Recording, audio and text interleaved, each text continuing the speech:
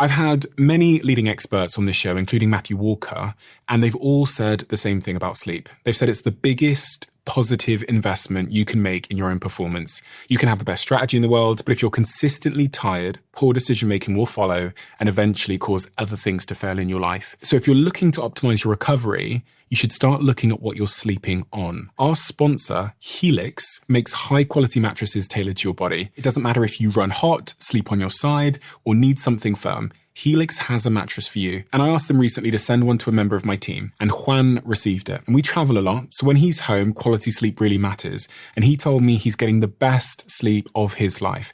And the data backs it up, with 82% of people in a Helix study saying they saw an increase in their deep sleep. And with a 120-night trial, you've got 4 months to prove it to yourself. You can get 27% off at helixsleep.com/diary. That's helixsleep.com/diary. They were asking the right questions. We can stop as much as you want, by the way. We don't have to carry on.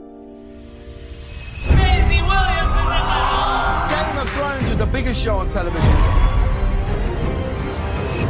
Game of Thrones flipped my whole world on its head. I sometimes worry that I'm alienated because it all happened when I was so young, and literally from the age of 12 I've been set for life. I had a traumatic relationship with my dad, and ever since I can remember, I've really struggled sleeping. It had met its peak, and I was at school. I was taken by a teacher to the staff room. She was saying what's happened? I think a lot of the traumatic things that were happening, I didn't realise that they were wrong. I would look around at other kids and be like, where does the joy, when does that come for me?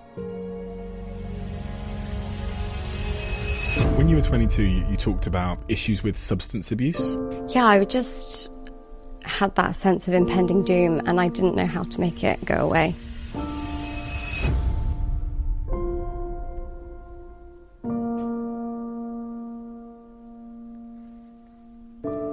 I'm going to come and give you a hug.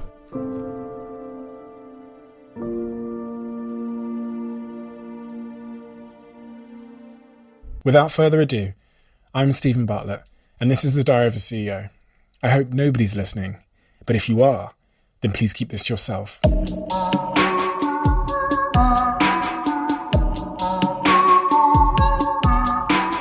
So take me back, Somerset. What do I need to understand who you are now? What do I need to know about that part of your life? Well, I, as a young child before the age of 8, had quite a traumatic relationship with my dad. And I don't really want to go into it too much because it affects my siblings and my whole family. But that really consumed a lot of my childhood. Ever since I can remember, I've really struggled sleeping. And I think a lot of the traumatic things that were happening, I didn't realize that they were wrong. But I knew that I would look around at other kids and be like, why don't they seem to understand this pain or dread or fear? Where does the joy, when does that come for me? I kind of always felt I felt things very deeply in comparison to other people. And so when that sort of period of my life ended, I imagined that everything is just up from here, everything's perfect now. All of those things that I was concerned about were actually wrong. And now I'm sort of free. And then, at different stages in life, you realize that there's never an end destination for that freedom. And it kind of comes from within, I guess. When are you going to let yourself be free from the pain? But yeah, that really consumed a lot of my childhood. That was sort of what I was identified as, what I identified myself as for a long time. And then, everything changed and I sort of became this character who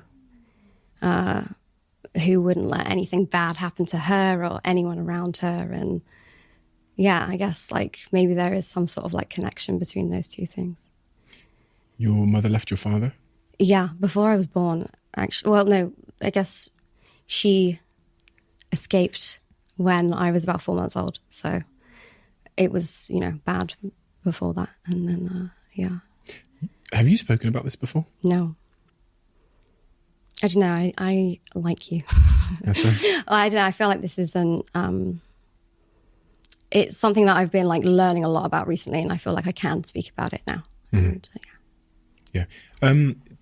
Has it taken you time to I asked the question about have you spoken about it before, because I think at like 25 years old, there was like really foundational things I learned about myself that I only learn. I mean, sometimes you read something or you hear something and you go, fuck, that explains this thing. So my question there is just like, did it take you time to connect those dots? Yeah, definitely. I think that people sort of talk about like rewiring. People on your podcast actually speak about rewiring your brain. But that first, in order to do that, you have to recognize when your brain is doing a pattern that you want to rewire. And quite often, like, it's already triggered so many things and like you're in a bad mood and you have no idea why. And it's hard to kind of like trace back from that point. So like that awareness and like finding that kind of for me had to come first. Like when it really started to, I don't know, when I really started to understand it, it was like capturing those minutes where I was like, why does that make me feel really uncertain or angry or like make me want to like shout at someone? Like what is that? And then you can start to go like, no, it's okay, and work your way back, So you were seeing like social triggers or situations where you were, I saw you said when you spoke to Lewis Howes, you said, I've always been quite an anxious person. Yeah. And I really reflect on that because I'm not an expert in anxiety. I've been anxious myself. I've been an anxious person at times myself. But I've always wondered for many years if we're born that way, or if we're predisposed, or if something happens and then we become anxious. Have you, thinking about how you saw sort of social triggers, have you connected any dots regarding being an anxious person, as you call it, to those early years as you've grown up now? Yeah. I think like a lot of that anxiety, as I started to sort of recognize it, came from like not really being myself and like then feeling anxious about the way that you're being perceived or whatever, but knowing that you're not really being honest, and that will of course make you very anxious, because if you have no idea who you're projecting, then you really have no idea how other people are going to hear it, because you don't even know how you mean it. And that sort of like facade of like, I don't know, whoever I thought was like capable of like getting through interviews or social like settings or whatever. And I think that like struggle with identity and like the big questions of like, who am I think that everyone struggles with that. But I think that like, there's a period of your childhood where, certain situations can really stunt like, or just alter forever, like who you are going to become. And that's not to say that you can't also just like become a very peaceful and, content and fulfilled person. But like that sort of basic instinct of like, what brings me joy? You've kind of second guessed that a lot as a kid, and you're not known, whether to trust what you really think or feel, or, whatever sort of like mental manipulation. And that can, really have like lasting effects. So kind of like discovering that and being like, yes, I struggle with, my identity and knowing who I am. So that brings me anxiety because I don't know who to be in a social situation. But then also sort of going back far enough that you're like, oh, I don't know if that person really exists anymore, and that's okay because I can find, something. Find like a good version of myself. But yeah, I don't know. What do you think about that? About which part? Well, I guess it feels like a lot of people are trying to retreat to like being a child and like the things that brought you joy and like who you are at your core and who you are when no one's looking. And but can that part of you be so damaged from a very young age that you could be searching for something that is just for you to make up? It's a really interesting question, one I've never even pondered before. I was thinking about, in fact, Lewis Howes, and I think shortly after you had a conversation with him, it would have been, because I know the timeline, I think he opened up for the first time. It's so funny because when I rewatched your conversation with Lewis, you start sharing things that were difficult in your early years. You don't share anything like this with him. And then he says to you, he's quite stoic, and he goes, yeah, I went through things like that as well. You're aware of what he went through? Yeah, I am now.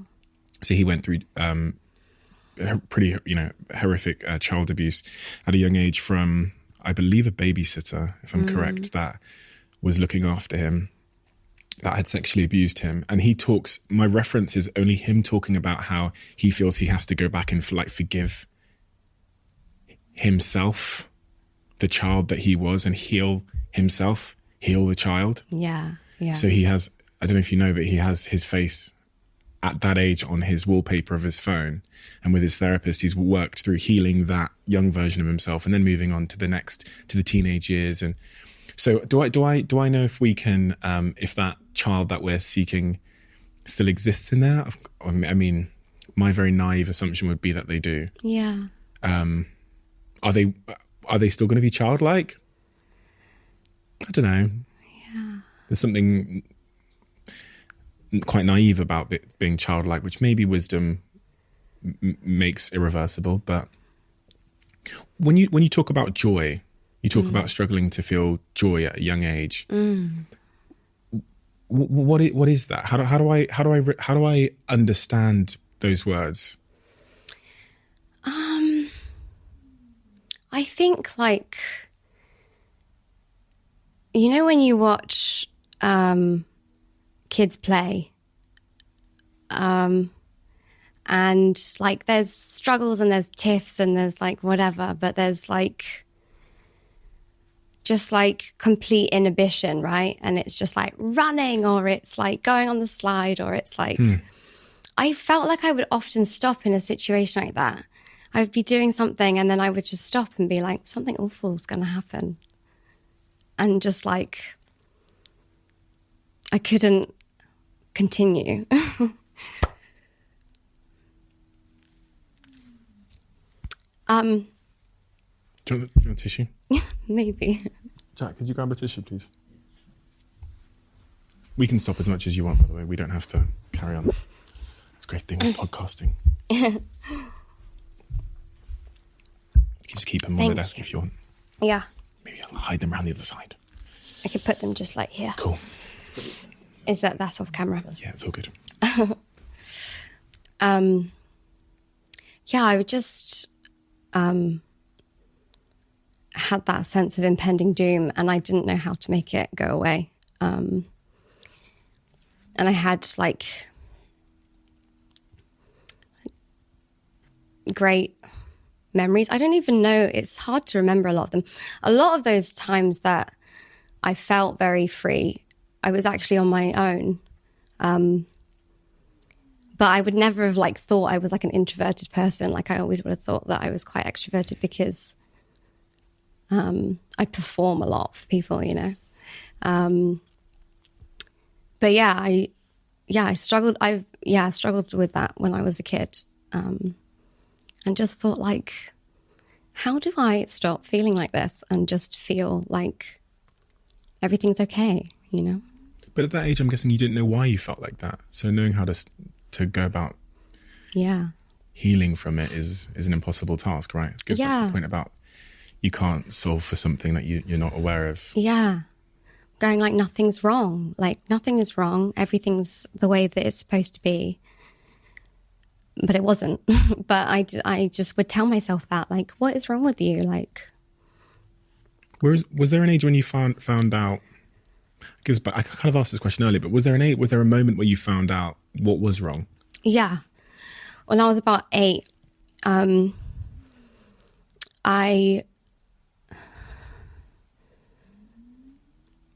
it's quite like a complex like string of events that happened. But basically it had like met its like peak, and I was at school, and I guess obviously I was really struggling. And I don't really know what happened, but I was taken by a teacher to the staff room, and she was saying like, what's wrong? You know, like, what's happened? Are you hungry? Or no, she said, I don't know. Yeah, are you hungry? I said, yeah. She said, did you eat breakfast? And I said, no. And she said, oh, why not? And I said, we just didn't have any breakfast. And, you know, and then she says, well, you know, do you normally have breakfast? And I said, not really. And so, you know, they were asking the right questions.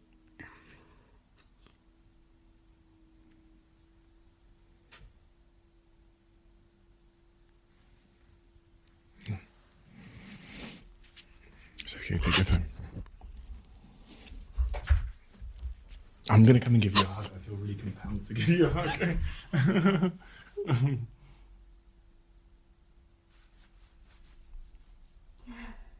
You okay? Yeah.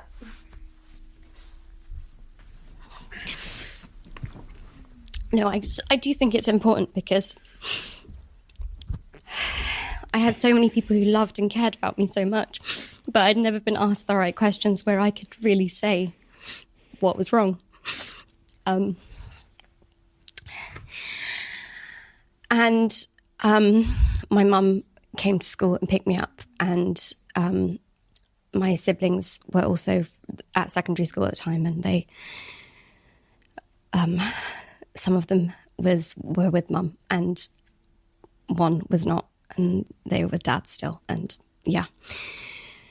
And it was the first time that like it was all of the doors were sort of open, and all of these things that we were experiencing were like out on the table. And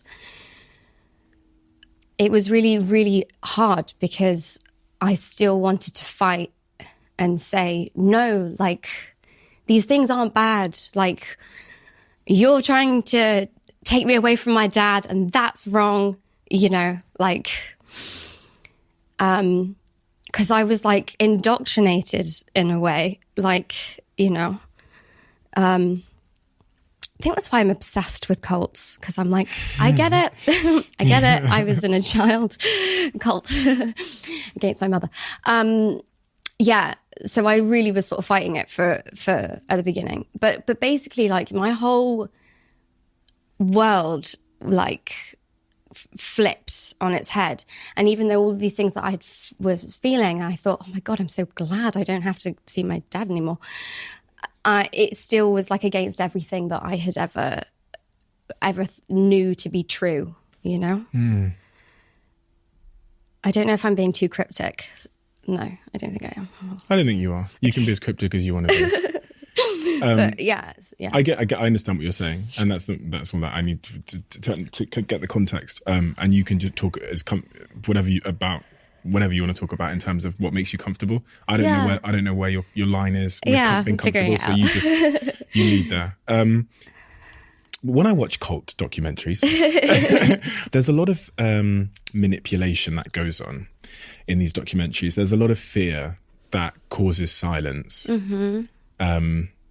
And that's usually why people find it, that's often why people find it difficult to leave those situations. And then when they do have these, like, I always observe this like conflicting array of emotions. Like they have this love for this person, but at the same time, as you've described it, once out of that situation, they're somewhat probably, you know, spiritually free and happy to be gone. So that conflict of emotions always fascinated me, how two truths can almost exist in the same place. Mm-hmm. You can feel so liberated and free, and at the same time just like that impending doom is kind of still there, where it's like all your problems don't just sort of like go away, you still care a lot about that person, or you still sort of understand the pain or whatever that led to those very, very poor decisions. As you sit here today at 25 years old, how do you feel about your father?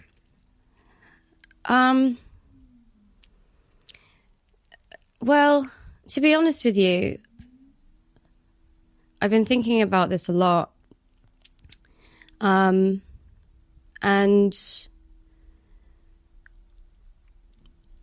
like I've been trying to do this thing where I stop taking things personally, and like not just like when someone's had a bad day and they like push in front of you in the queue, but like the big things in life. Like, what if I said that it was not like it wasn't because of me that happened? Like if I wasn't there, it would have been someone else. Like, it's not. It wasn't like because there's something wrong with me that like these bad things happened when I was a child. Is that a thought you had? Yeah. I felt like there was something inherently wrong with me or us, because like we did lots of things wrong all the time, which is like why, you'd be mistreated or whatever, because you're like, oh, like we really need to be better at this because we keep doing things wrong and we keep getting in trouble type thing. But then I was like, well, like, and especially, well, because it was someone, a parent, and I felt like, oh, they're supposed to like you. And so, but then I was like, well, what if like there's just like no connection between like me being, his daughter, and like it could have been like literally anyone like experiencing that pain, and it would like still be the same. And then I just kind of could separate myself from it a little bit, and I could start to sort of reflect on him as a person and be like, what happens that you get so stuck in your mind that you can just like, permanently like mistreat people? What? Children. Like your own children. But, taking that step back and seeing it like more objectively kind of like makes me quite interested in the guy. I don't know him at all. And I'm like, what happened to you when you were a kid? Like, who were your parents? Is this something that you were always like when you were a kid? Did you like pull the legs off bugs? Or like, did you learn this? Like, These are all the questions that I would ask. Yeah. And so that's kind of like how I feel about him now, where I'm just like, what if like he would make a fascinating documentary? Yeah. And it's like nice to like, not feel the personal pain of that anymore, and actually just think like, I don't know if any of the answers to that will like help me in my journey. But it is sort of like a nicer way to think of him than, as like someone who doesn't love me or like whatever. You talked about that feeling that you were to blame for outcomes in your life that might, well, especially as it relates to your early years, that you weren't to blame for. Were there symptoms of that as you grew up? This kind of the feeling that, when things happen, it was because you did something wrong, or you were to blame for things. Did you feel that as an adult and in your teenage years at all? Yeah, definitely. I think that like I really wanted to control a lot of things that you just can't control, because like if I don't, then if I'm not worrying or thinking about this or like wanting to control this, then like it's all going to fall down, and like then I'll blame myself, and it'll be like a you know, something that I could have done better or should have done differently. Yeah, I feel like, I guess it was more just like trying to control like the uncontrollable, and that then leading to like another way that I could like beat myself down, you know. It's interesting because I've seen so many other interviews you've done, and without knowing that early context, a lot of the things I was hearing didn't make sense. Yeah. Yeah. Not that it, you know, it makes sense is maybe an interesting use of words, but it always felt like there was a part of your story that was untold. Yeah. You know, I think when I was like 12 and I'd done a bit of Game of Thrones and was doing interviews then, like the first interviews that I'd ever done, I remember people sort of being like, but you're so young. Like, how do you pretend, like, how do you show this pain? Like, you've just seen like the death of your father, or like, how do you know that, like, how do you act that sort of like fury? And I just like in my head was like, that's a really stupid question because I've known how that feels, but like, you know, it's like, I don't know, it's something nice to just like leave in the past, I guess, but it's hugely influenced like everything that I do as an actor. Like I get to access all of that confusion and pain in my job, and I get to like really feel it in like every fiber of my being, but there's no like consequence, and there's no like, you're not really shouting at anyone or hurting someone, or it's like it's all pretend, but like the emotion is real, and like just being able to like let that out is something that I didn't do for a long time. And so it's like it just all sort of came to the surface. And I guess like holding, you know, the early part of my story like to myself is also just because I haven't really understood it the way that I have now, and I'm sure I will understand it, you know, far better in the future. But I feel like now there's like some sort of closure to it, where the journey might help other people, whereas before it was just like pain, and no like conclusion. Right. Yeah. No, like, okay, we're Insight. through the other side. Yeah, it was just like other problems that come from like the same problem. Yeah. But yeah, I mean, it's like, you know,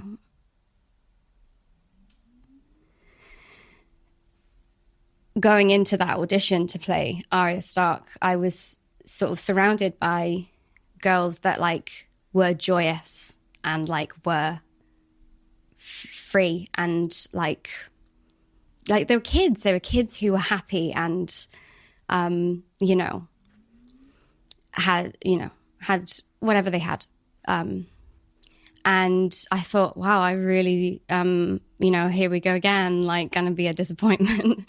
But you know, for that moment, actually that was what they needed. And so that was sort of like a moment in my life where I was like, maybe this thing isn't all bad. Maybe there can be something like beautiful that comes from, you know, this part of myself that I find like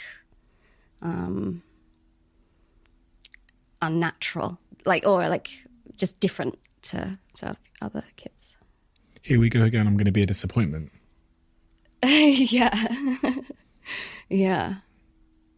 What do you mean by that? So when you got the role, you presumed that you were going to let people down? Or... Yeah. No. I just like going into the room, I meant like, okay, oh no, I'm not going to be what they're looking for. But I did end up being what they were looking for. But like, you know, I just... presumed the worst a little bit. Yeah, of course. Yeah. I don't know. Did you like always ever feel like disappointing to people? Yeah, of course. Yeah, there's been moments in my life where I've definitely feel like I've let myself down and other people down, and it's not a good feeling to sit with. But I think I've tried to channel it into making myself. I actually went for an audition at 14 years old to do the Junior Apprentice. You know The Apprentice, the TV show? So they launched the Junior Apprentice, and I went for the first audition, got through to the final 20, and then I got, long story, but I got this email from the BBC saying that someone had leaked to the press that I was going on the show. So they said, this has jeopardised your chances of going on the show. And I don't come from a family where we had much. So going back to Plymouth and telling everyone, you know, like all my friends were like, oh, he's going to London. And going back and saying like, they've just called me and told me I'm not on the show was devastating for a long time. Lots of tears. I felt like a disappointment at that phase in my life. And several times subsequently, but I think I've always been somewhat optimistic going into situations. I generally feel like I've got nothing to lose. And I think maybe that's a bit of a privilege, to be honest. I think mindset privilege is a real thing, just like perspective privilege, something we don't talk about enough. And had I been in an early situation where someone was continually telling me the things that I were doing were wrong or not good enough or whatever, I can quite easily see how I would anticipate that feedback going into anything where feedback was going to be given. And it's actually pretty remarkable. I mean, you know, because those early experiences you would assume would smash someone's like self-esteem pretty severely and make them kind of retreat into safe places. One of the safest places is where we don't get feedback and someone doesn't shout at us or, you know, but this was your first audition, right? Game of Thrones? Yeah, or one of I had an audition before that, which I also was very excited about and then didn't get. So that was like my first you know, professional rejection. But you were still putting yourself out there in situations where you could be rejected. Yeah, definitely. And I think it was because the only time that I really felt that joy that I saw in other people was when I was like dancing or performing.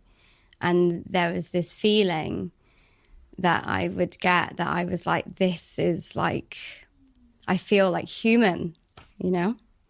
And so I was like, I've just got to do anything I can to like do this forever. And so from a very young age, I was like, I want to go to stage school and I want to, I'm happy to leave everything and go and do that.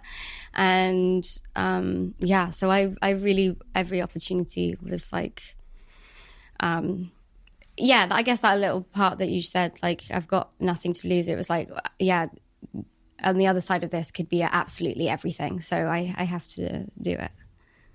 I read this book. I say read. I watched this somewhere on YouTube.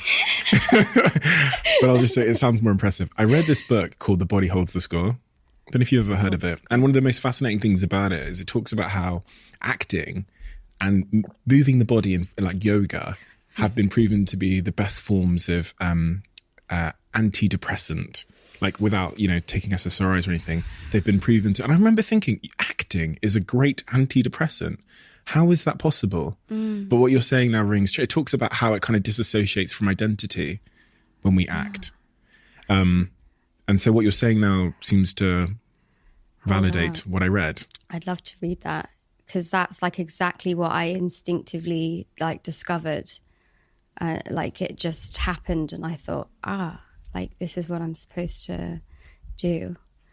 Have you ever figured out why acting was because I say the word escapism, but why it was so liberating for you? Is it escapism? Is it because it disassociates you from your own identity? Is it because you can create this new?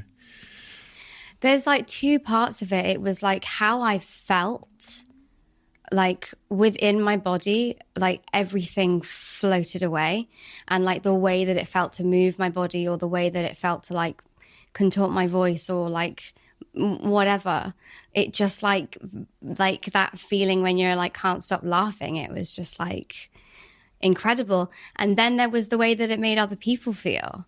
And I guess like with acting, with dancing, it was very much about the way that it felt and not necessarily the way that it looked or like how other people would experience it. But with acting, it's like you get that sort of two-way thing. And I also saw the joy that it would bring other people.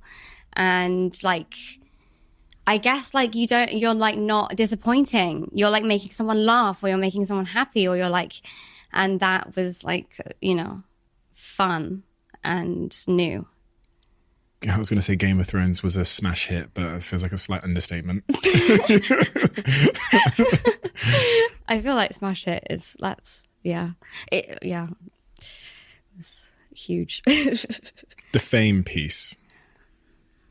I've had a smidge of fame, like 7 people know who I am, right? And sometimes it can be a little bit difficult. So I can't even, I can't even imagine, especially with the sort of confounding factors of your age, just trying to figure out who you are, becoming famous for being a character on a huge show. Yeah. Being in your sort of adolescent years, all of these things all at the same time. When you look back and, and I remember you saying about how people were like forecasting your downfall because of all those factors. Yeah.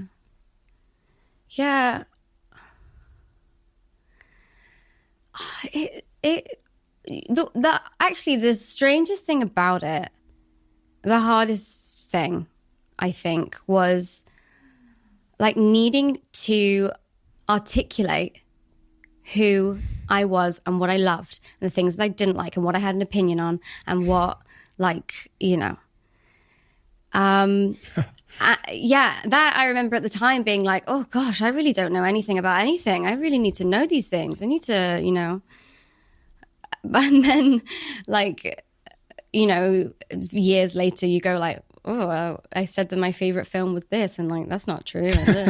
And it's like, you don't need to know any of that stuff. No, like it's all just like a journey, right? It's all like, there's never like an end. What advice would you give that person, 13-year-old Maisie? To be honest with you, like, I wish that I'd have just like trolled it all a bit more. And like, whatever, I like, instead of really digging deep and going, oh, what is the real, just like whatever you feel that day, that's okay. And it can change the next day. Because that is just like life.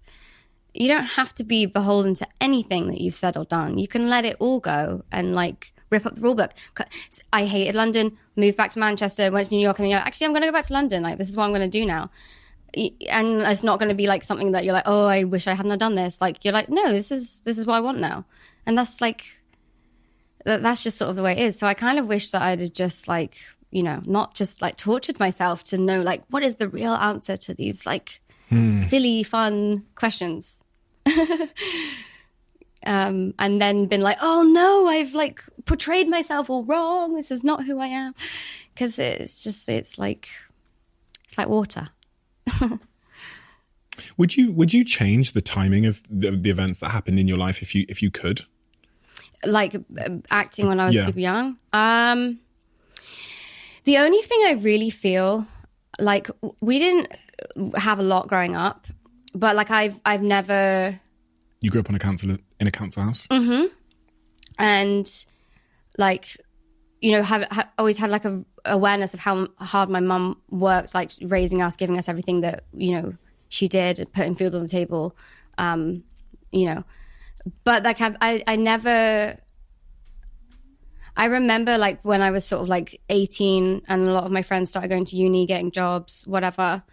I remember like there was I was like I never, even though I know what that struggle was like growing up, like I've never like struggled to get a job or struggled to make rent or anything like that. And I think, not that I would change that, of course, like I'm so fortunate, but I guess like I never want to lose sight of like the perspective of like just how fortunate that I've been, and like just how tone deaf it is for me to believe that I like would understand what it's like to, to struggle to make rent and want to be a creative person and not know whether to get like a sensible job or to like, because I don't know what that struggle is like at all. So yeah, I don't know that like I sometimes worry that I'm like alienated in some ways because it all happened when I was so young, and like literally from the age of 12 I've been like set for life. And that's like very different to how I was like before that age. Is there a mixture of emotions surrounding that, like being set for life at 12? As you grow up. Now, I've sat here with a couple of guests who come from like a council estate or grew up in very difficult situations. And they often express this kind of, I remember Jackmate doing it, express this kind of almost, guilt's a bit of an interesting word, but like, why did I remember Jack saying to me, I can make thousands and thousands of pounds from just making YouTube videos. And I watched my dad not make the same amount of money in like a year or whatever. And I could just make it from one YouTube video. And he would go back and he'd meet someone. I remember him saying he met someone in a pub that was like a cancer doctor, and he's making more than them just sat at home. He always expresses this kind of like, I don't know, guilt or injustice. Have you ever felt that? Definitely. Like, just, yeah, real, like the guilt around like allowing yourself to have nice things or do nice things because you're like able to. Like I felt like when I was a kid, everything stopped happening and all my problems were going to go away. And then like all my problems didn't go away. And then I was set for life when I was 12 and I thought all my problems are going to go away. And I was like, well, it's not like that unless all of my friends and family are that way too. Because like, how are we all supposed to like be okay if only one person is okay? And, you know, you give people what you can, but you don't see the pain, take the pain away for another person, doesn't take the pain away for yourself. Like, and then you realize that like actually life is something else entirely. And like the biggest problem that a lot of people face is making money and like making enough money to live and like support their family. But being able to do those things isn't in it like the only thing that like makes you happy. Like when you take that problem away, there's sometimes still a very hard discussion that you have to have with yourself where it's like like a fundamental chat where you have to tell yourself that, well, I don't know, there's a lot of things. I don't want to take away from the fact that like having money enables you to like even be able to comprehend or like another set of problems. Yeah. Like I know that in itself is like an incredibly privileged position to be in. But like money won't take the pain away. It will take like the stacking bills or, you know, or the fear of like losing your house, you know. It doesn't undo trauma. You can't buy, you know, trauma away. Yeah. Even if you can keep the heat on and the electricity and feed yourself, there's still for many people another level of trauma which money can't seem to solve for directly. The post Game of Thrones, you know, I remember sitting here with one of the guys from One Direction, Liam Payne, and he talked about how post One Direction, he has this identity, which is he is a part of a boy band, and then leaving that, it can be quite troublesome psychologically. And I think he talked about the same thing, which is like, who am I? Where do I belong? How do I then go and find out who that person is and start creating for that, and not just being this character, this, you know, member of a boy band that the world knows me for. Did you ever feel that post Game of Thrones? Yeah, in a way, but I felt like I had got to a point already within being in the show that I was like, oh, I feel like I'm like cosplaying as this like person I've created, and I don't think that this really is who I am. So sort of leaving the show meant that I could leave that as well. You know, I kind of like wanted to like say the right thing and do the right thing and like act like I had everything figured out and like be a good role model and, you know, which is all very good things to want, but it's like it wasn't like very authentic. It was like just like trying to be liked, I guess, right? And then you're like, oh, I actually, you know, I don't want to do things that make people like happy, because like I want to do things that make me happy, and like I want to, you know, represent myself the way that makes me feel most comfortable, and not like just the way that's most like palatable or like whatever. And so I'd already got to the point where I was like, oh, this isn't really me. And I'm like desperate for something to just like drastically change so as I can like cut from that. And that's sort of what happened when the show ended. Then also sort of sped up by the pandemic and being like in like solitary.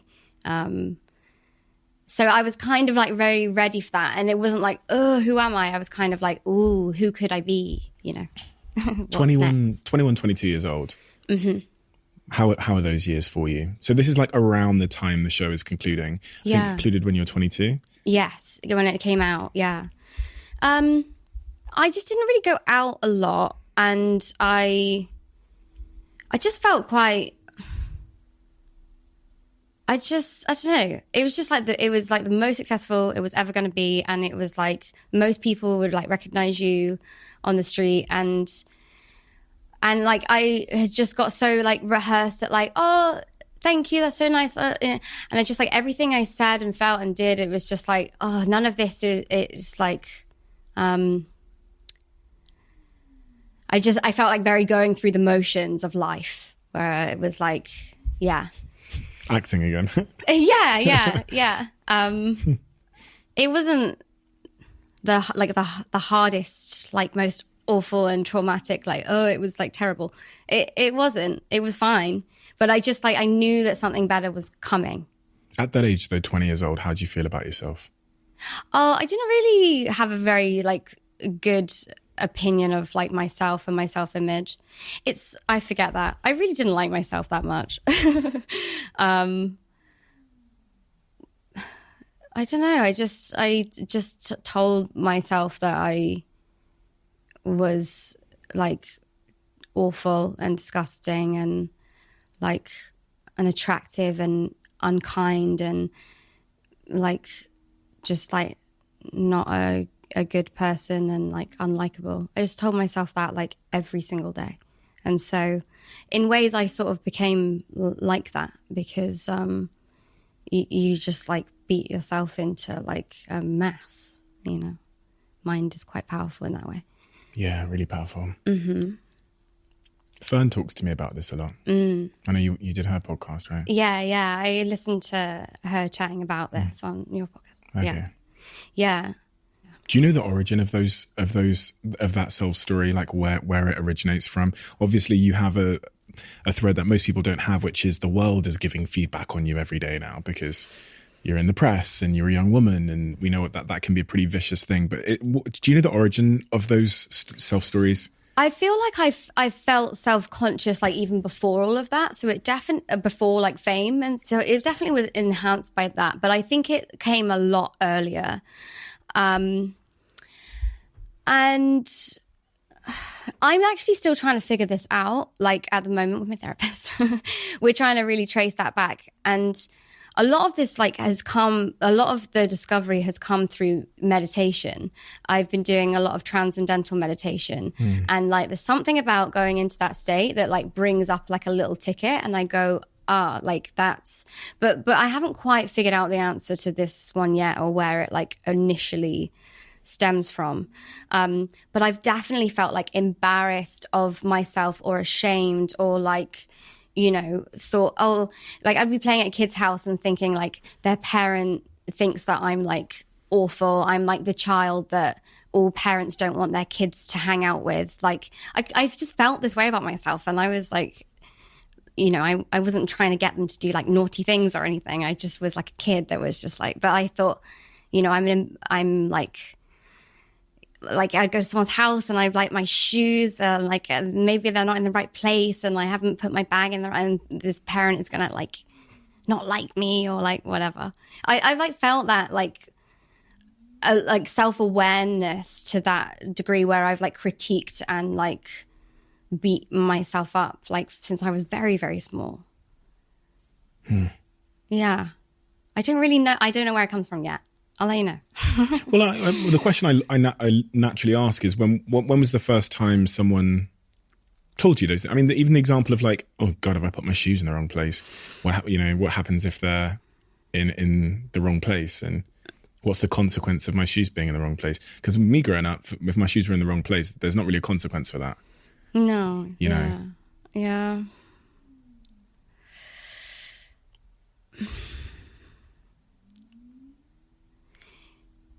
I don't know. Well, I have some theories on it.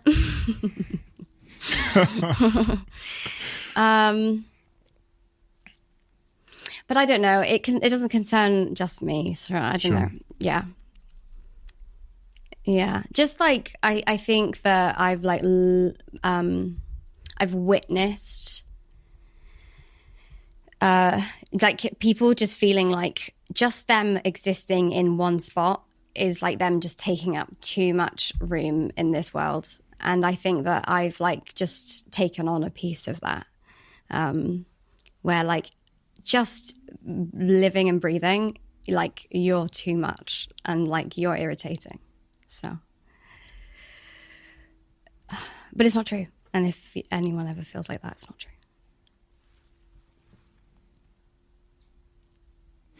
Because we can know these things are objectively not true.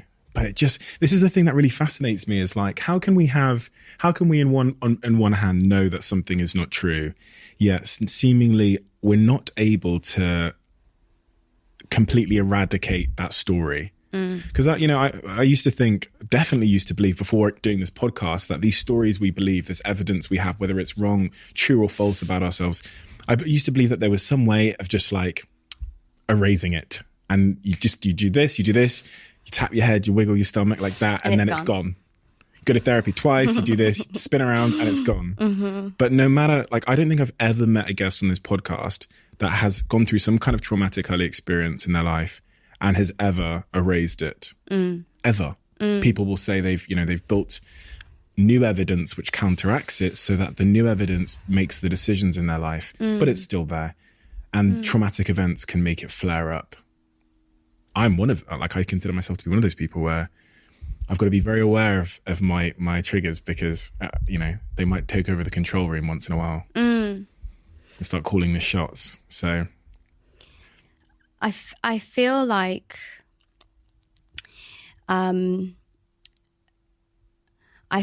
just like experiencing it all in the moment is interesting, and like not sort of like predicting that there's like an end to it, but you go like, I have been in this situation before, and like last time I wasn't aware of these triggers, and now I see exactly what wants to happen, and I'm not gonna do it. And like there's the piece of your brain that's like actively making those decisions and going but then there's the like, I don't know, consciousness or like, the spirit that then observes it and goes, like what happens next? Like you're playing a board game, right? And like something happens and then like you're sort of above it and you go, where will this go next? And every time that your brain doesn't manage to do that, it's not like going straight back to that place, that point, even though like that's the way your body's reacting. It's like you're still at this point in the journey of life, and this is how you're experiencing it in this moment. And like it's not like, oh, you failed at like healing, because like there's no end to it. It's just, in this moment, what can you learn? Your brain has gone back there, even though like previously you've managed to avoid this, or you've managed to sort of like avoid a trigger or like, rewire something. But it hasn't this time. So it's like, what can we learn from looking at it this time? How do I see it differently to a time when I would have like done this before? And it keeps going. Like every minute is like an opportunity to like see where it will go next. And it will never be erased, because like it's a vital part of who you are. And like without it, like you would be an entirely different person. It's like, what is that film? Eternal Sunshine of the Spotless Mind. He like gets his relationship removed from his brain, basically. Well, I don't know if you've seen it. I haven't, no, but yeah, I've heard about this thing called the eraser test, which they do on people, which just sounds exactly the same. Yeah. It's important. It gives you all of the tools to make decisions in your life. If I could give you an eraser, would you use it? Not a single piece. Why? Because I think that there's a point in everyone's life where they experience firsthand that life is extremely unfair. And it can happen at any point. And it's unavoidable, I think. Well, I don't know. No, this maybe isn't... In a few years, I might have a different answer to this question. But the things I experienced when I was a child, no person should ever experience at any point in their life. But it's taught me so much.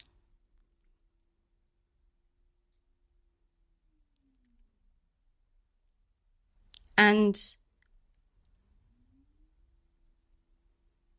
I feel this like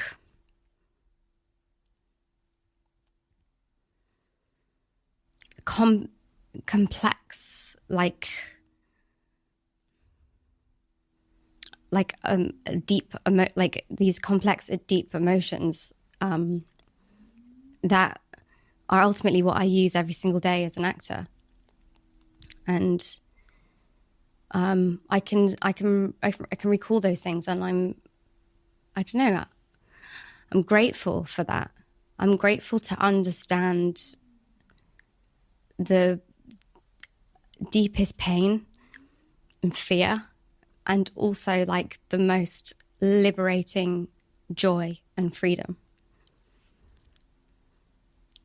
And like, maybe you don't have to go through those awful, awful things to feel that, but I did. And, you know, this spectrum of emotions that are like within me, I feel like incredibly fortunate for, because I think that that is something that's different about me.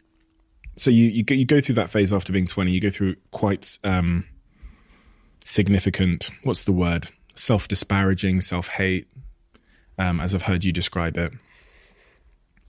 You find it hard to think or say nice things about yourself. Have you overcome that? Because when you did that interview with Lewis, you were talking as if it was in the past. Yeah, I desperately wanted it to be, and I still do. I think that I've got like a lot better at it. But, you know, whenever,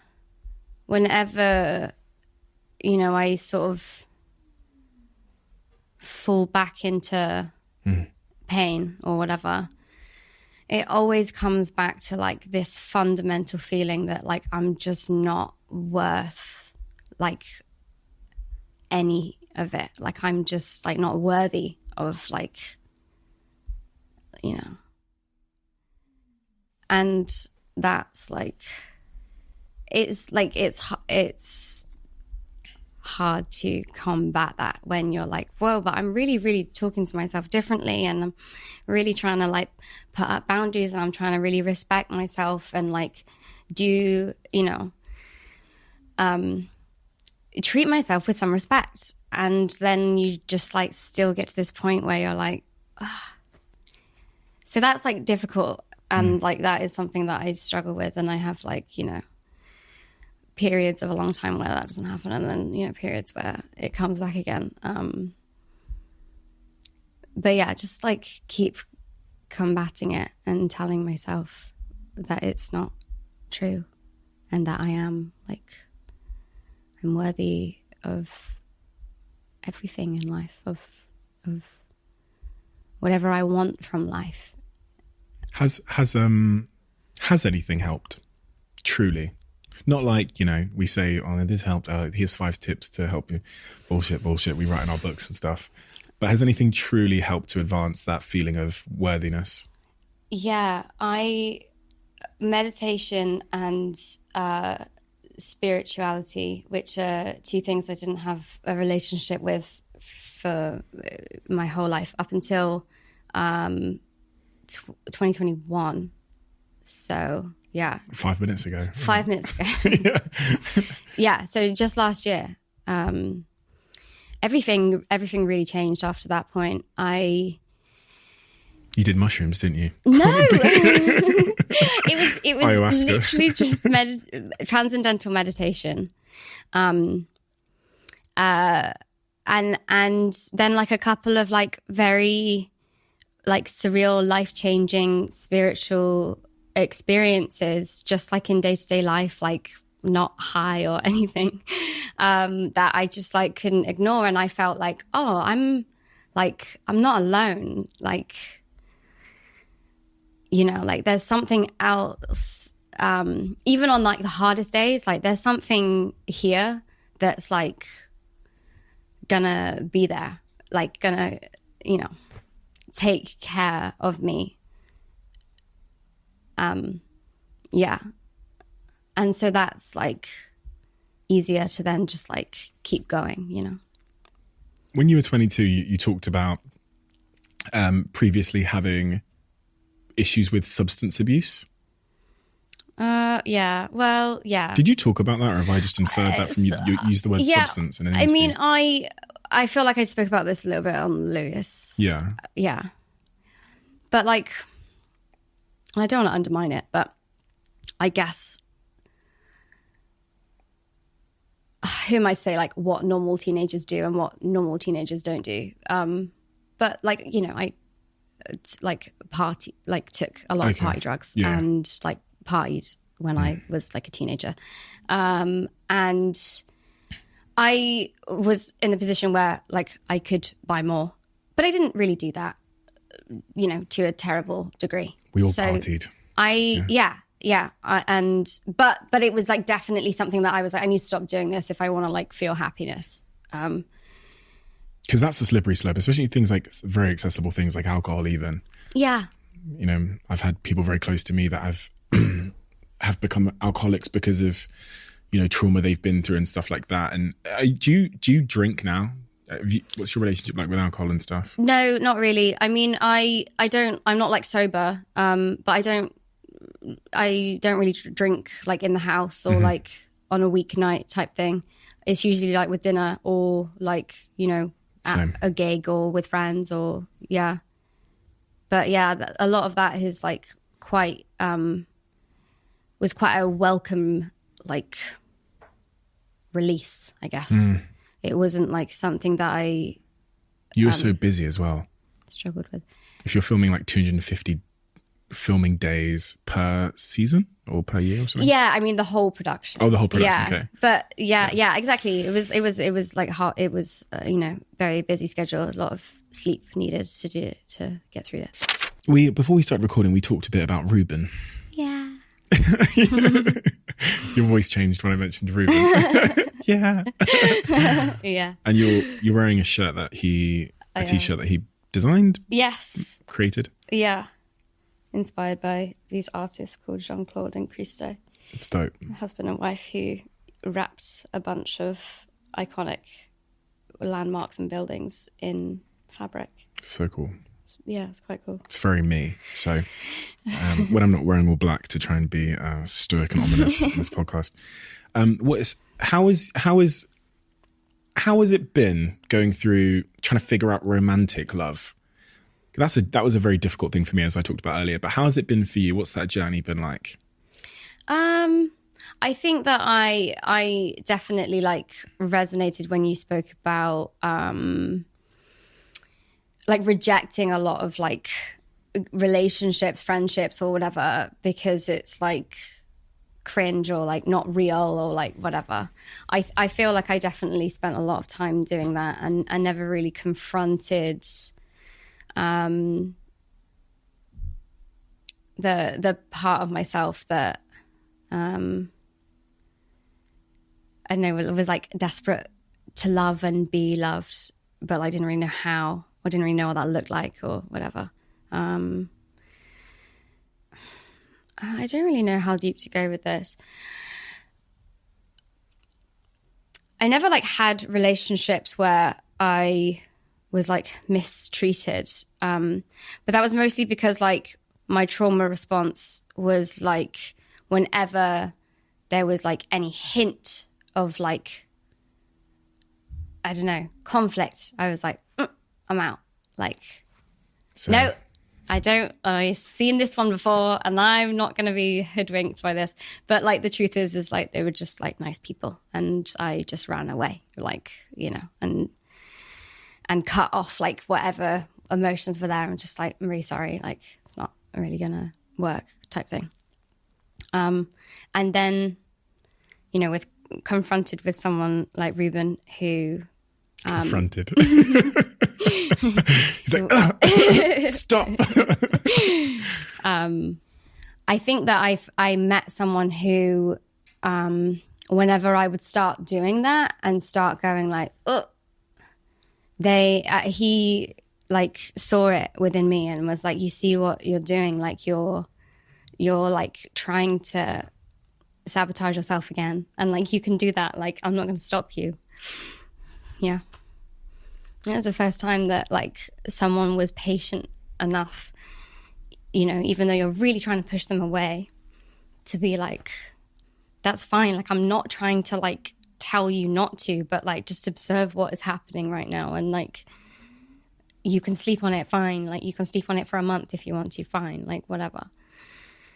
And it was the first time that, yeah, I realized this pattern that I hadn't been able to catch before. And yeah, it's been incredible. It's been like 4 years now and we live together. And I've like never knew that like peace and joy and like happiness and like coexisting with another person could like be this way. I never saw this in my life, and like it's just all new and like, yeah, all beautiful. So interesting how sometimes it takes a certain person to like get over that wall, you know. And it's funny because I feel the exact same way. We try and stop people getting over the wall because it feels like self-defense. It's ultimately self-sabotage, but we try and prevent them climbing the wall. But then if that person can get in, they can go about writing a new set of evidence.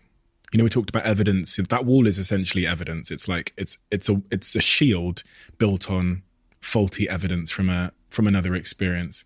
If they get over it, they can help us go on the journey of making new evidence. But it's very difficult to get over.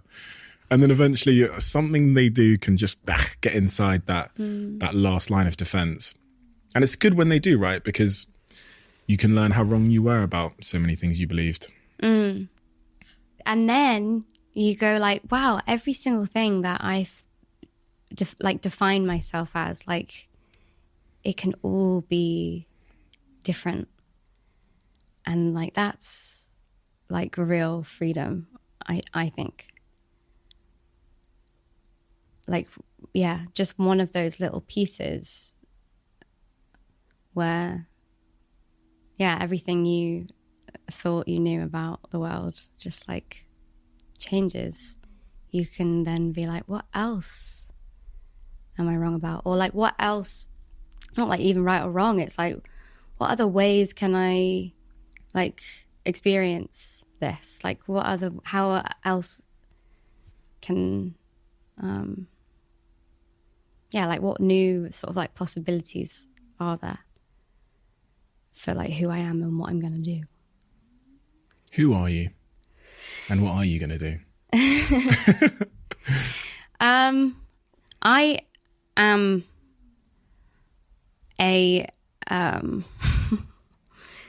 I'm like a kind and sensitive person. And I want and I want to I want other people to feel happy. Like, I can't like make people happy, but like, I want to, I like am considerate of like people around me and like how they might be feeling or whatever. Why is that difficult to say? I don't know. I don't know. I don't know. If I had to like really think about it, maybe it's like if that's like really who I am at my core, which like I really feel like I'm speaking from the heart. There's pain there because why was I made to like feel like I was such a monster, you know? Yeah. It's painful because I think like if I take away all of the things that I project and like, oh, like I'm someone who like speaks their mind and like I don't care what you think, and if I like take all of that away and I'm like, who am I really? And I actually just like, you know, like someone who's quite sensitive and like wants to make, you know, wants to be considerate of the people around them. Like, why do you just like keep putting things in front of you that are going to stop you from just like being that, when who you truly are isn't a bad thing? Like, those aren't bad qualities to have as a person. So why, you know, why am I so ashamed of that? Or like, whatever, you know? Like, why am I tripping myself up to like not be that? Maybe because like once that wasn't good enough, right? And I'm telling myself like, you know, that's not good enough. Yeah. Seems like it makes sense as an explanation. Yeah. I was thinking as you're saying it, I was thinking, well, you know, if at one point you had to be someone else, or you had to meet expectations in order to be told that you were good enough, expectations that were unmeetable, you might spend your life dancing from one expectation to another, just trying to please the world's expectations. And I know you know now, because I've heard you talk about it, that expectations are really trying to meet social expectations anyway, really are the slippery slope. Isn't quite the word, but it is quite, I think slippery slope is maybe a good phrase to use, because it's all down from there, isn't it? Once you start playing that game, it's this self-destructive spiral down to a place that's hard to climb out of. Like, maybe I don't value just like just kindness and consideration in other people. I'm just spitballing on this, by the way. Yeah, so am I. Yeah. What makes you think you don't value it in other people? Well, just because I have this other sort of theory that I've been like stewing for a while, where it's like you hate them, like you despise the most like what you are, or like you reject the most like who you are inside. That would make sense if who you were was rejected, right? If you were told that who you were is not a good person, and that is a belief that you have, then if you see that in other people, you'd think, well, that's not a good person. Because yeah. Wait, can you see that again? Yeah. Sometimes it takes me. No, that's fine. I'm just spitballing as well. But you said that kindness was a quality that you in other people didn't like. Yeah, maybe it's something I don't value enough. I don't like if I don't think it's like. Well, you were told not to value it, right? Through actions, in a sense, because you were that, and it was negatively reinforced. Yeah. I'm just guessing, but yeah, I guess we both are. Yeah. What is success to you? If you look back in 10 years from now and say I was successful over those last 10 years, what would that be? Well, there's like a lot of like tangible things that I want to do with my career. No. Right. Okay. So yeah. Just like exactly. Yeah. But like, I mean, I guess success would be like understand, like knowing in my soul that like I deserve any of those things, or like, just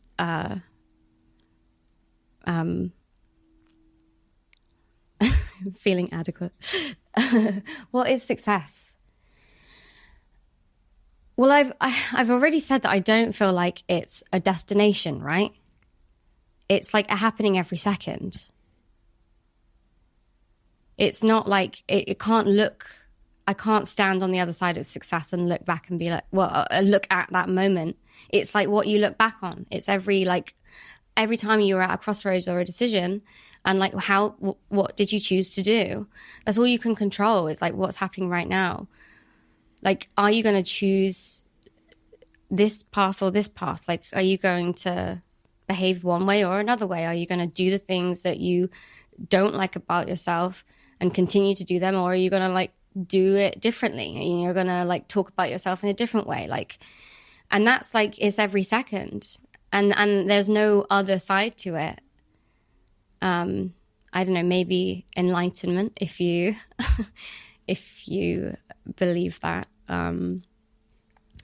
but it's about the journey. You're 35 years old. You sat here again. Yeah. And you go, those last 10 years. Yeah. They were a good 10 years. Yeah. Which I'm sure you will say. But if we're sat here, you're 35 years old, I'm like, I'm dead by then. I'm like 75 or something. No, I'm not. I've just turned 30 and I'm like, I'm having a crisis. I'll be 40, so... I love all my 40-year-old listeners. Thank you. Like and subscribe. But you're 35. I'm sat here and I'm 40. We're looking back on the last 10 years and we're going, yeah, that was really, really a great 10 years. What would have had to have happened in your estimation for that to be true? I guess like control. Control. That sounds like, ugh. No. Like I guess it would be like looking back at all of the moments and, you know, seeing the conscious decisions that were made rather than just like acting on impulse, right? I guess success would be like, that was a point that was really challenging. And like, I feel really proud that I didn't slip back into that old habit, or I didn't like, you know, I didn't like just go completely selfish and think like, oh, my problems are the worst in the world. Like I just like had a bit of perspective and I like picked myself up and I kept going. Like, I guess that's like, I would look back on those moments and feel like those decisions like would define those 10 years. And I'd be like proud of that. Yeah. Do you have a sense of mission about you at all? Mission, definitely. I mean, the freedom and like the joy that I feel through performing, and I like it's changed my life, right?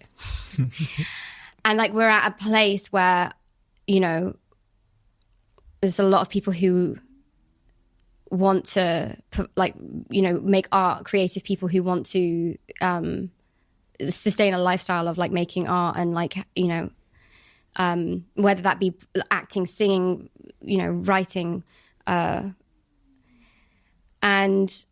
now I guess like the mission is like I want to build companies or like you know, work with people and like kind of continue the ethos of like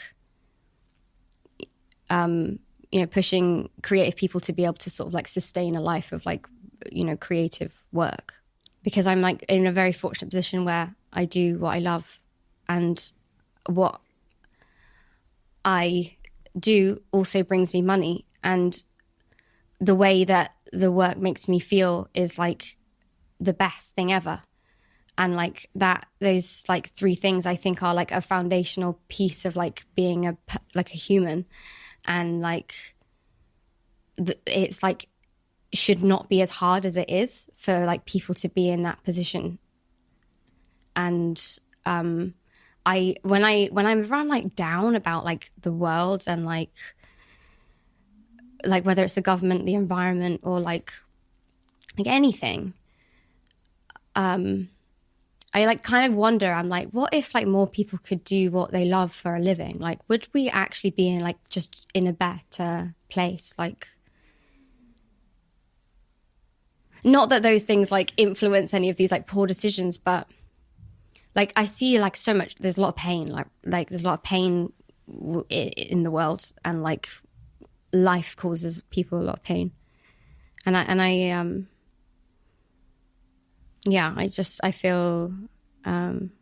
feel like, you know, art and like expression through art and like channeling like creativity, I wonder if that would contribute to making the world a better place. I want for that to contribute to making the world a better place. You're a very different person to the person I watched in all of the previous interviews. Yeah, well, I'm still the same person, but I definitely have a different perspective. When I watched, because you did a few interviews about 3-4 years ago, and in those interviews, just like, I don't know what it was, you were very, very high energy. Do you know what I mean? Like very, very high energy. You seemed to, yeah, exactly. Very that. Yeah. You seem to just be very considered and what's the right word? Very considered and a bit more calm now. Now. Yeah. Yeah, I think that's like exactly how I feel. And like, it's so exhausting, performing in that way. It's not fulfilling. It's not real. It was like, I guess I was that way as like an escape from the quiet. Like, I didn't know what was going to be in there when I like stopped. Like, I think that it's like quite a scary, even though like on the other side of like self-discovery or like trauma healing, like on the other side of it is like the answer to all of your problems. Like it's terrifying. It's terrifying to look inside you because you've always told yourself that like you're not good enough and da, da, da, da. And like it's terrifying because you're worried you're going to look inside and be like, oh, all of those things were true. But no, it's terrifying to be like, wait, maybe like I am actually worthy of like a good life. Like, and maybe I'm like stopping myself from doing that. Like, that's a crime. That's not like, and I think, I mean, it's like, I've said this a lot, but it is a journey. But I think it's like a scary thing to start buying off. And then once you start buying off, then you start to realize like how selfish that you've been. And you don't like yourself for like a number of reasons. But then you start to, it's like not other reasons to dislike yourself, but it's like, you just, I don't know, I feel like you have one life and I've been spending all of this time like stopping myself from doing it. And like, that's awful of myself to do that, but it's also to do that to yourself. It's also just like a waste of all of that. And there's like that other perspective. Yeah. But yeah, just like stopping and having that sort of conversation, I guess, like with myself has like, it's changed everything. It's changed like, and it's so much better now. It's so much better and it's less tiring. So many people don't want to go near that onion.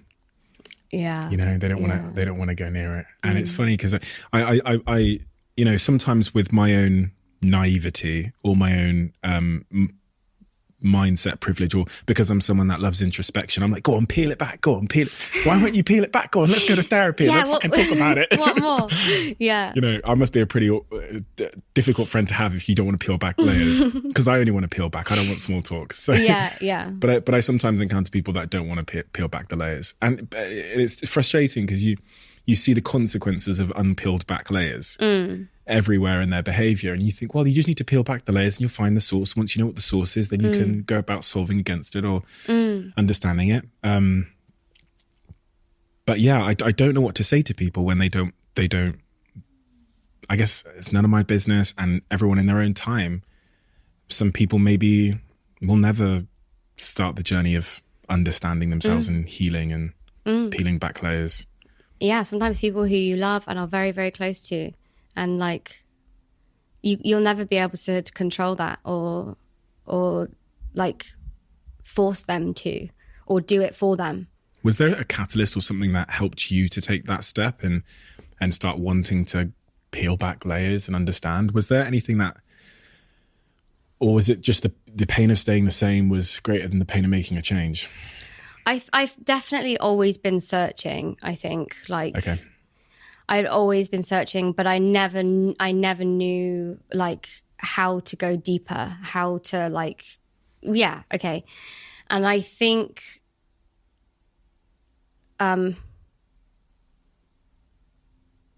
yeah, Ruben, meditation, therapy.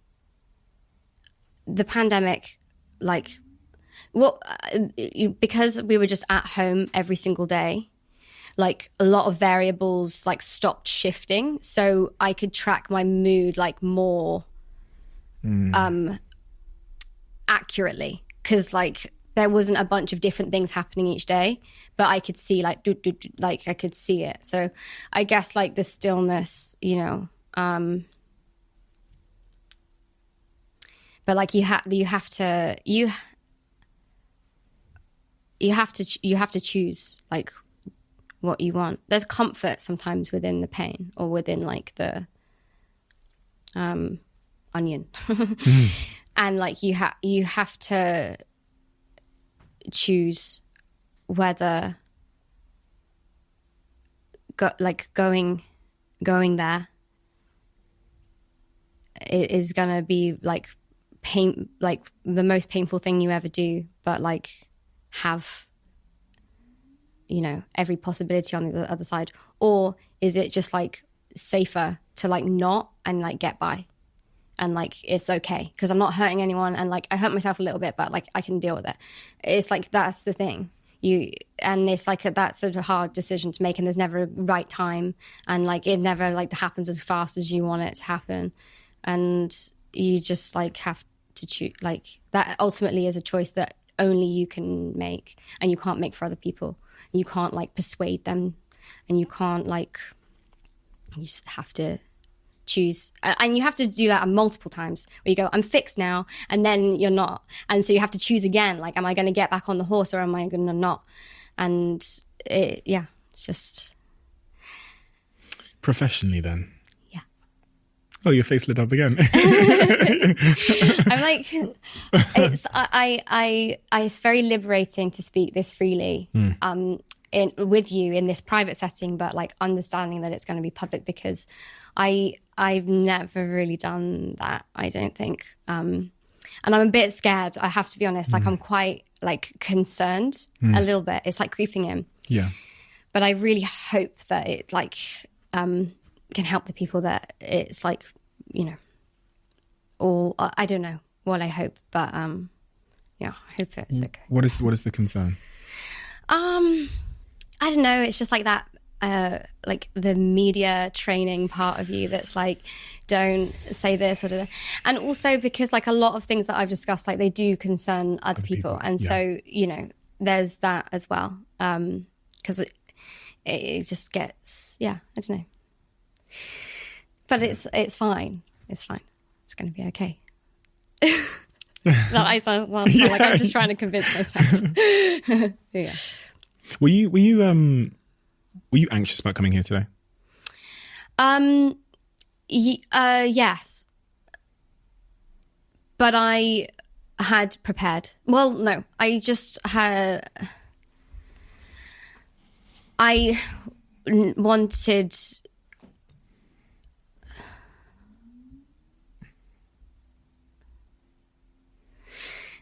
Sometimes I'm anxious because I don't know where it's going to go. And other times I'm anxious because I like, it's like, are you going to be open or not? Or are you going to be honest or not? I guess, yeah. So that was sort of the anxious thing, where it was like, you know, I went to morning yoga this morning and I was doing breathing exercises in the car. Because it's like, it's very easy to slip back into the like It's like still a part of me. It's still a very, very prominent part of me. So, yeah. Why did you want to do that today? Why did you want to be open today? Like there's a piece that's like missing, and like if I try and really talk about things honestly, like I just know that there's this like massive like hole that I'm like dancing around the edge of, and I don't think that it like I don't think that like helps anything. So yeah. I guess like what I wanted to speak about today, and like we have spoken about it, and it's like been a lot more emotional than I, anticipated, but it always is, right? But it's like, like freedom of expression and like making art really did change everything, and like I want other people to feel that. And like I couldn't talk about that without like fully talking about what it helped me escape from, I guess. So yeah, it's funny with being an artist that I used to think that creating art was exclusive. And I said this in our show we did Up and Down the Country. I open with this. I say once upon a time I used to think that art was exclusively reserved for people that were like artists. If it's in your bio, then you can do it. You can paint, you can create, you can make music, you can dance. But only if it's in your bio and you've gone to like school for it. Yeah. Everyone else, we're all like other things. Artists over there, everyone else over here. And it was actually when I left my job as a CEO that I thought to myself, at a fundamental level, if I remove all these labels that society's given me, what am I? And that's when I discovered the art in me that had been suppressed because society says you're an artist and I'm a CEO. Yeah. But we're all artists, and that realization has been so amazing for me and my mind and my mental health and all those things. Do you think we're all artists? I do. And I think that there's a lot of words you can use for that might make, people more comfortable with, that as a label. But I think like fundamentally, like since the beginning of time, like humans have like made things, and they've just like got increasingly like complex, and like they've altered like the human state in like lots of ways, and like the way we think and the way we behave or whatever. But like we've always made things like at our fundamental level, like we've used tools and we make things.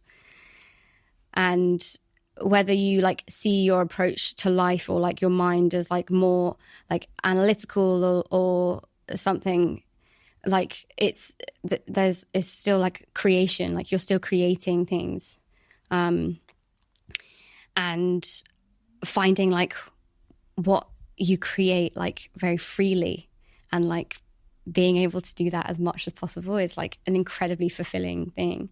And it doesn't have to be like painting or like these very sort of rudimentary, like clear sort of artist industries. Like, I don't know, like I've listened to like some business podcasts and stuff, and they talk about like sort of like running a company. Yeah. You can probably have more insight on this, but like when people are doing like what they're amazing at, and like other people are doing things that they're amazing at, and like you don't get people to do things that like they're very slow at and like don't understand or like don't like doing, or like and that's like how you can like move very quickly. Amen. And so it's like, but what about like the whole world? Like, not that the whole world is like a company or whatever, but like what if we could all do what we're like that comes effortlessly to us?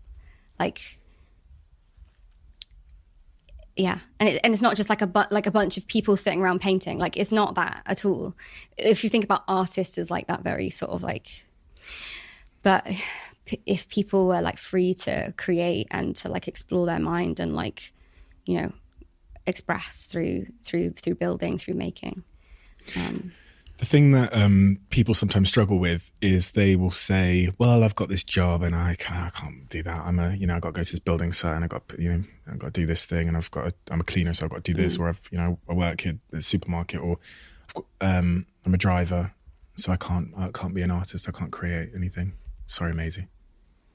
Yeah, well, and this is what I always want to be like incredibly I guess like from that person's perspective, yeah, I don't have a clue like what I'm talking about, right? And it's like, it's all like very nice, like in theory, but like get in the real world. And like, I understand that perspective. And that's why I think it's like a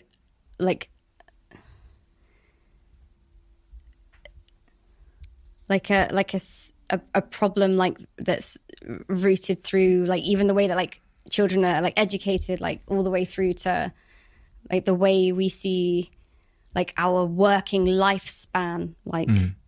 But I believe I understand what you're saying. You're saying, wouldn't it be wonderful if everybody could get to that place? If that was, even if it's a, you know, and I personally think that I really would love, you know, if I could wave a wand and everyone listening to this could maybe take one thing away from this, from from how I've received it. It's like, we don't have to give up on that dream of creating just because, like, I remember working in call centers. I remember doing all of those things, but I would also prioritize as much as I possibly could, understanding the context I'm in, and everyone's in a different context, not one that I can speak to, that the way out of that for me was like owning my own space of creation, even if that meant home and like playing a video game where I got to like build a virtual world. Or in the case of me, it was I was building this business called Wall Park. And it's actually more so now that I'm like learning to DJ and I'm like doing these shows, I'm writing these books, that I'm like, no matter how much I get caught up in my identity of like building businesses, whatever, I should always reserve a split space for like creating, if possible. And that is so good for the mind. I hope everyone, because I know everyone listening to this, there'll be a guy, you know, driving up in a lorry listening to this right now, but he knows he loved playing the drums. And at some point he told himself that, oh, I can't do that. That's a silly thing. That's a distraction. Yeah. It's a waste of time. That's the worst one. Yeah. And yeah. I think like the like snowball of like opportunities that like, or possibilities that it opens up when you just like, yeah, you don't tell yourself, no, I can't do that anymore because I don't have time, or I don't have, you know, it's like, yeah, I have to do this instead, or I have to do this instead. Like switching like a little portion of your week over to like freely creating. I think it can bring incredible things for people. Wasted time is a really interesting concept that I think in the last 2 weeks of doing this podcast, I've started to think a lot about. It was actually last night, someone said to me, oh, we should watch, what did they say? Prison Break. And I remember like my brain went, that's a waste of time. And then I corrected myself to them, and I didn't say it to them, but I remember going, do you know what? Nothing is really a waste of time. Because if you think about the way creativity works and how we source inspiration from so many random things, nothing is, and it also, if it relaxing is not a waste of time. No. But I think we've been quite conditioned to see if it's not productive and resulting in some kind of, you know, quantitative ROI, it's a waste of time. Yeah. What's your relationship with time and empty time and space? And well, I mean, it's changed a lot, but I think like currently, I don't try and like control like time. This is taking too long. This isn't like, you know, this needs to happen now, or like, oh, I should be doing this, but I haven't. I've spent like a lot of my time, like torturing myself over like whether I spent time in like the most like useful way or whatever. But now I feel like we even said something recently, because like we've been talking about time a lot, and like sort of this discussion of like, is it linear? Like, and this is kind of like, you know, quite like can be quite sort of hypothetical or whatever, dense things about like the history of the universe and like what we all are and what it all means. But he said something very interesting recently where he was like, I feel like what time can do is like arrange itself before you. And like he sort of talks about like his schedule, like sometimes in a week, like there's a million meetings and they're all happening at the same time. And it's like, are you going to go like, I need to change everything. Da, da, da. He was like, or do you just like let it be? And then it magically kind of like, this person needs to do something earlier and this person needs to do something like later. So like these calls will move and then we need to cancel because so got COVID. Like he was like, it like if I stress and try and manipulate my calendar to be like perfect, one, that's really, really stressful. And two, I don't do that. And it sometimes just it most of the time just sort of falls into place. And so I've always thought that was really interesting. So in those times where I was like, I need to be doing this right now, but like, I can't do it. I can't focus. I can't, whatever. I'm like the space, the block of time where I'm supposed to do this is going to find me. That sounds like I'm like avoiding all responsibilities. No, it makes perfect sense to me. Because there's many ways I received that. The first one was just like, okay, I can't control the future anyway, so there's so much anxiety surrounding trying to. The second thing is that like my priorities and what I care about will end up shaping this all anyway. So like if this ran over by a couple of minutes and I wanted it to run over, that's fine because I made the conscious decision that this was my priority versus, I don't know, walking my dog or something. And so my priorities, my values will hopefully lead me. And then there's loads of things out of my control, which is not for me to worry about anyway. So the future should be somewhat fluid. And accepting that's not always an easy thing, but it's probably a better way to look at our time. I want to enjoy the journey. So you're enjoying the journey, right? Yeah. More so now than ever? Yeah. Good. Yeah. Are you? Yeah, I'm enjoying the journey. Yeah. Yeah, I am. I just take every day. I think I've just always just taken every day as it comes. And like some days I do really shit and that's okay. But I can't do anything about it now. So I just try my best to just, as I said earlier, like channel that into like learnings, feedback. And being better. We have a closing tradition on this podcast, which you might be aware of.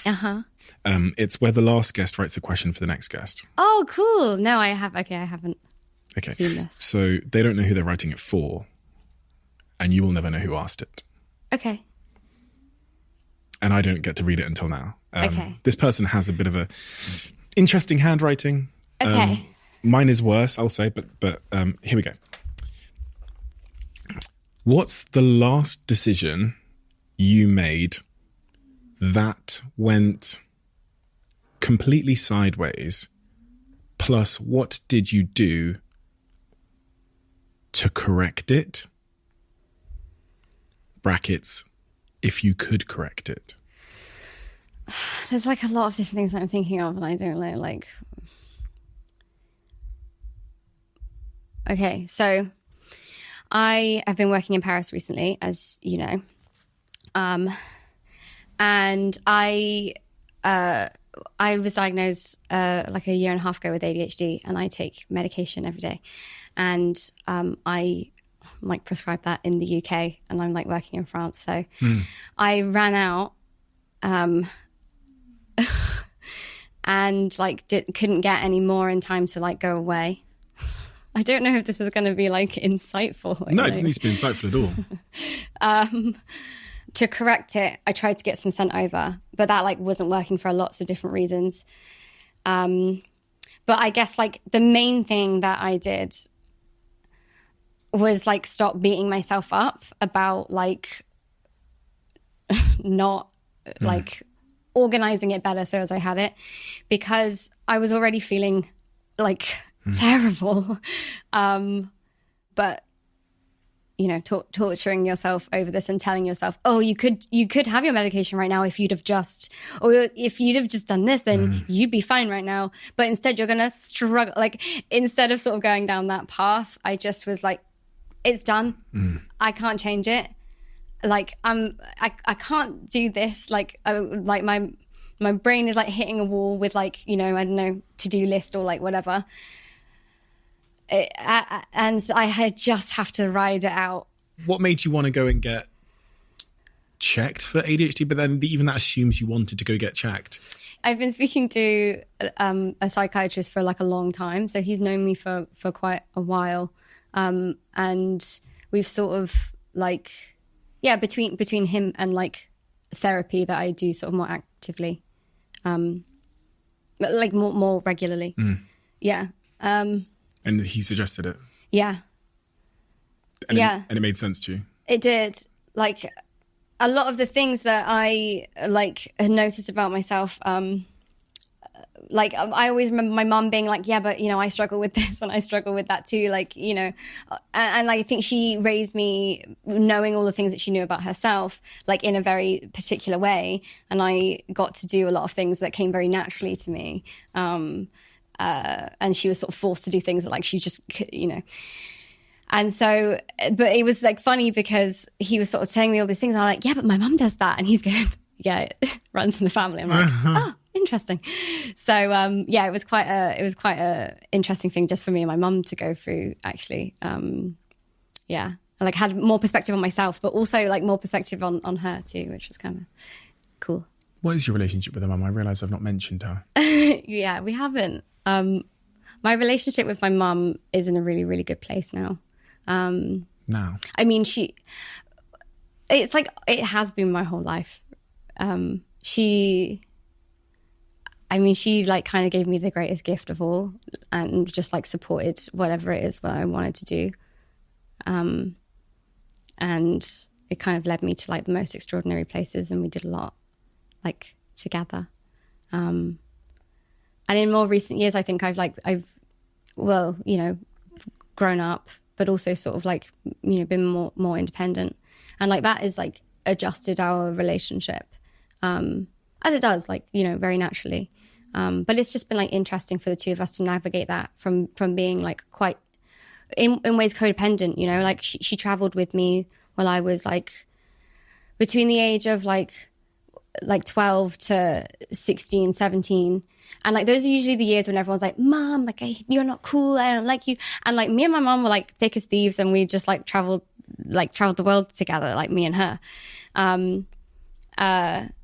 So we were like very, very close, and like very like had a, you know, and we still are. We still have all of those things. But it's just been very interesting, like, you know, growing up and having like having parts of my life that are like just simply my own, and like parts of my career and struggles with my career that I get through on my own because, like, you know, I that's okay. I can do that now. And just like the way that's been like strange for us both, I think. Was there a point with your relationship with your mother where you started having those difficult conversations about the things you were realizing about yourself and your past? And is there, because I'm not that close to my parents, so I've just never had, I've never had those conversations. Yeah, like we've definitely had like those conversations. Yeah, it's like incredibly painful. Like yeah, I think there's like so much pain, you know, that you have like in your own experience, but like, you know, it's like very painful to think about like the people that you love like being in pain as well, or like whatever. So yeah.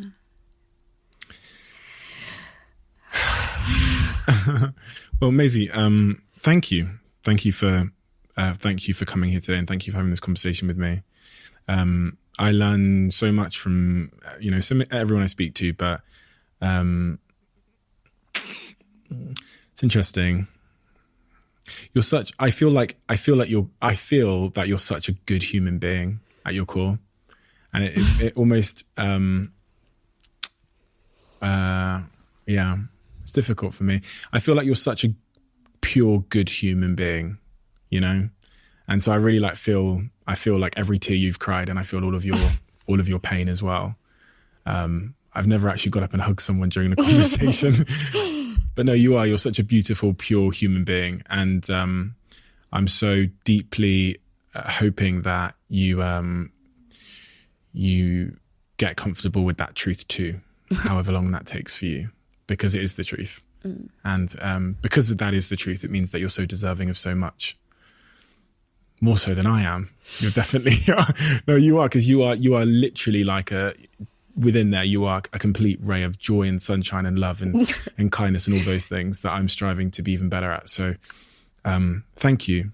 And, thank you for your honesty, because it's unbelievably difficult and it's easier not to be.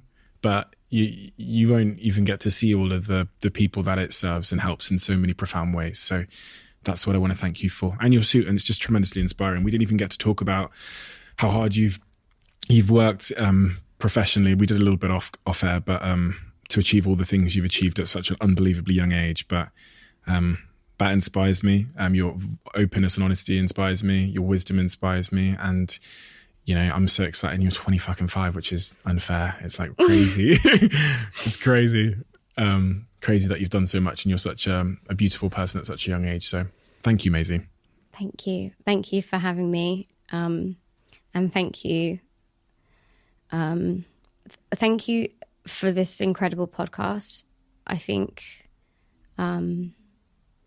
you, as you have spoken about, have a real range of guests, but I think that you approach everyone on like a very sincere and like consistent level. And I think that like you as a person are like very real, and that sort of brings out like a real openness in the people that you talk with. But you also like clarify at every sort of point any part that you don't understand, which not only makes it helps you understand, but it brings like the audience in a way that like a lot of other people don't, whether because like they don't want to ask questions because they don't want to look like they don't know or whatever. Like you are like very authentic, and like it's incredibly calming to be around. So thank you. Huge compliment. Thanks, Maisie.